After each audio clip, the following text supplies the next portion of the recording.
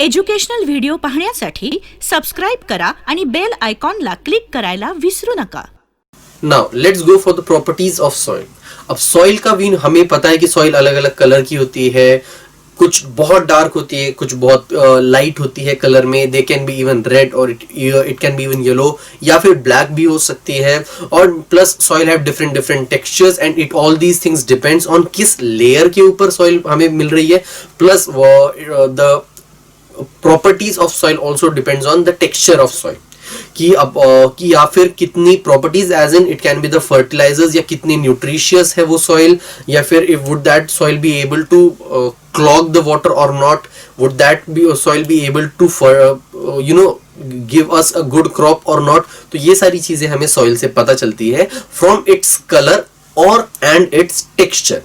अब तीन टाइप के अगर हम कुछ सॉइल देखें, अगर हम सैंडी सॉइल, सिल्ट सॉइल और क्ले सॉइल, अगर हम ये तीनों सॉइल की प्रॉपर्टीज को देखें तो सबसे पहले let's go for Sandy soil. Sandy soil जो होती है it's proportions of large particles of sand is more. तो इसके अंदर जो प्रोपोर्शन ऑफ लार्ज पार्टिकल्स होता है, मतलब बड़े बड़े पार्टिकल्स जो होते हैं वो ज्यादा होते हैं as compare to the minute particles. Water drains rapidly through it. Obviously बहुत बड़े बड़े पार्टिकल्स है तो water will drain rapidly from it.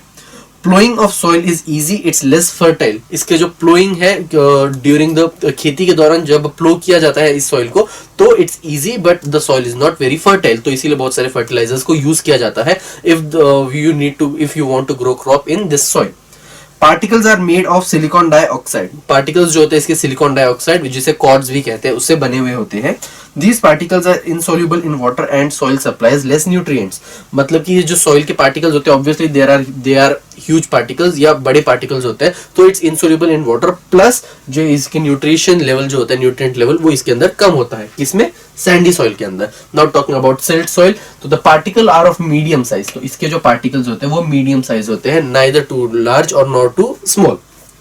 It's not plowable. इसको plow नहीं किया जा सकता. Contains large proportions of organic material. इसके अंदर बहुत सारे organic materials होते हैं which makes it fertile obviously कि जो अच्छा fertilizers या अच्छी तरीके से fertile है, अच्छी क्रॉप दे सकती है. Good capacity to supply nutrients also called sedimentary soil. इसकी जो कैपेसिटी होती है न्यूट्रिएंट सप्लाई करने की वो बहुत अच्छी होती है और इसीलिए इसको सेडिमेंटरी सॉइल भी कहा जाता है. एंड ये हुए सिल्ट सॉइल के बारे में. Not talking about clay soil. Clay soil जो है हमें यूजुअली वेज या फिर जो प्लेट्स होती है उन सब चीजों को बनाने के लिए क्ले सॉइल को यूज किया जाता है. अब it's proportion of small particles is maximum. बहुत छोटे छोटे पार्टिकल्स से बने हुए होते हैं. Difficult to plough the soil.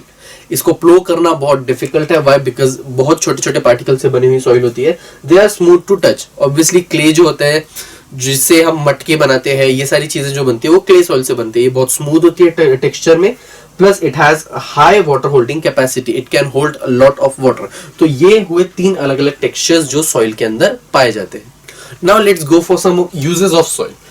Plant conservation. Soil जो होती है it helps the plants to grow. क्यों? क्योंकि उसको न्यूट्रिशन प्रोवाइड करता है. Water conservation. ऑब्वियसली ये वाटर को होल्ड करके रखता है. दिस इज द रीजन कि जो वेल होते हैं या लेक्स होते हैं या पॉन्ड्स होते हैं वो डेवलप होते हैं. सो जो वाटर है वो कंजर्व रहता है throughout and which we use throughout the year.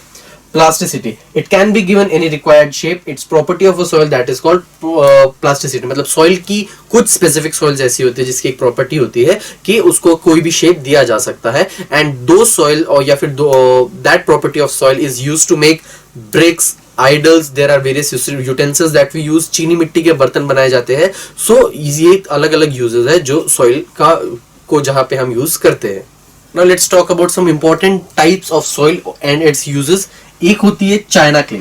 China clay is basically white in colour and is used in making crockery, plates, bowls. जो क्रॉकरी घर के अंदर खाने के लिए बनाई जाती है वो उन चीजों को बनाया जाता है चाइना क्ले को यूज करके.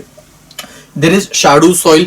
Shadu soil is also whitish in color and it's used to make statues, idols, etc.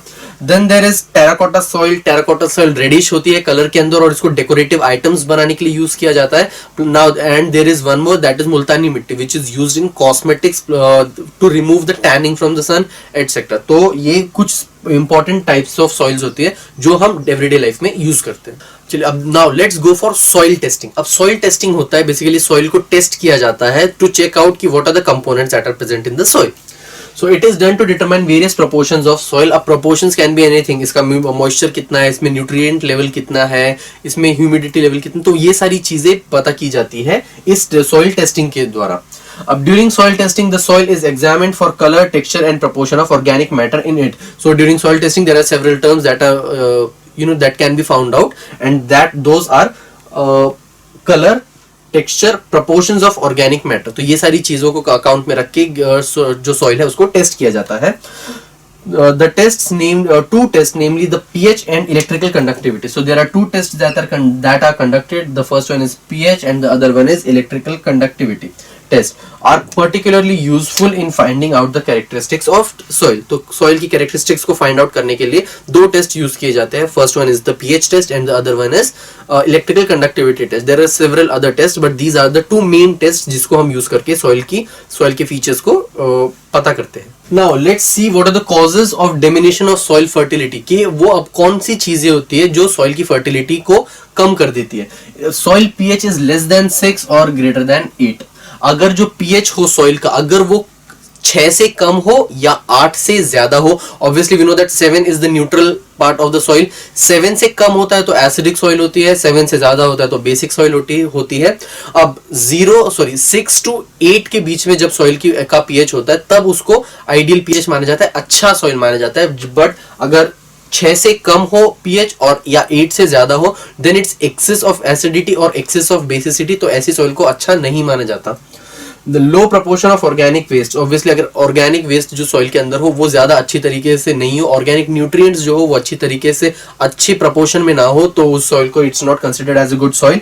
No proper drainage of water. The water drainage should be proper in the soil. If it's not then that soil is not considered to be a good soil. Repeated cultivation of same crop. अगर same crop को बार बार एक ही soil में cultivate किया जाए तो वो जो सॉइल है उसके एक स्पेसिफिक अमाउंट ऑफ न्यूट्रिएंट्स है उसको लूज कर देती है, जिसकी वजह से जो सॉइल है वो अनफर्टाइल हो जाती है या फिर लेस फर्टाइल हो जाती है. Continuous use of saline water. If saline water that is खारा पानी को अगर यूज किया जाता है सॉइल के अंदर कंटिन्यूसली तो भी सॉइल अनफर्टाइल हो जाती है. And excessive use of chemical fertilizers and pesticides. अगर केमिकल फर्टिलाइजर्स और पेस्टिसाइड्स को again and again excessively use किया जाता है तो भी it makes the soil unfertile and it even harms the crop which is cultivated in it. So now let's start with the exercise. Our first question is fill in the blanks with appropriate term. हमें कुछ terms given है and we need to fill in the blanks using those terms. The first is the capacity of air to hold moisture depends upon dash of air. तो इसका answer है humidity, कि humidity पे depend करता है कि जो एयर है वो कितना मॉइस्चर होल्ड कर पाएगी. अगर ह्यूमिडिटी कम है तो कम मॉइस्चर होल्ड कर पाती है और अगर ह्यूमिडिटी ज्यादा है तो ज्यादा मॉइस्चर ये होल्ड कर पाएगी.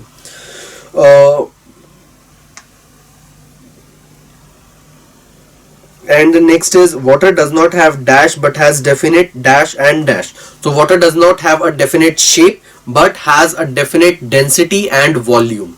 तो ये चीज याद रखिएगा कि वाटर का जो शेप होता है ऑब्वियसली हमने आई डिस्कस्ड इट अर्लियर कि we can put it in any vessel of any shape but it has a definite volume which is going to be the same and it has a definite mass which is again going to be the same. The second question is while freezing dash of water is lowered. So जब freeze करते हैं तो फिर the density of water is lowered कब तक up to